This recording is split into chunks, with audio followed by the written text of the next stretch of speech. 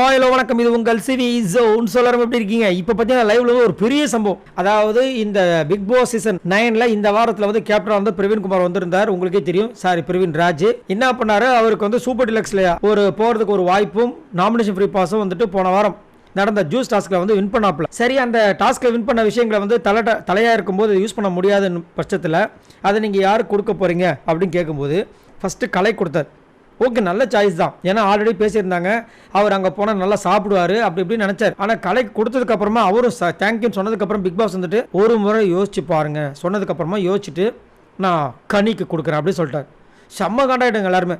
ஏன் கனிக்கு கொடுக்குறாங்க, என்ன அவங்க பண்ணாங்க? இத்தனைக்கும் அவங்க 3 வாரம் நாமினேஷன்ஸில் வரல. இந்த வாரமாவது நாமினேஷன்ஸ் வருவாங்களான்னு எதிர்பார்த்த நிலைமையில இவர் இந்த மாதிரி பண்ணிட்டார். செம்ம காண்டாயிட்டாங்க நிறைய பேர். நம்மளுக்கு காண்டா இருந்துச்சு. இப்போ வந்து சொல்கிறாரு விஜய் பார்வதி கிட்ட, நான் பெரிய தப்பு பண்ணிட்டேன் காதில் சொல்லிட்டு போயிட்டார். நம்மளுக்கு என்ன சொன்னார்னு தெரியலையேன்னு சொல்லும்போது இன்னொரு இடத்துல வந்து இப்போ சொல்லு அப்படின்னு விஜய் பார்வதி அவரை பிடிச்சி கலாய்க்கிறாங்க.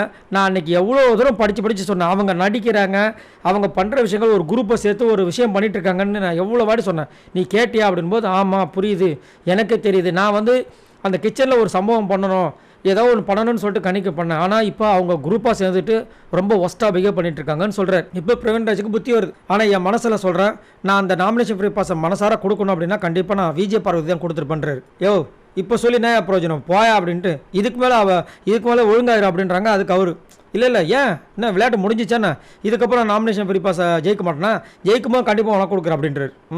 அதாவது ஃபோன் ஊதி விளக்க அனுப்பிச்சாச்சான், கையில் தீப்பெட்டி வரல.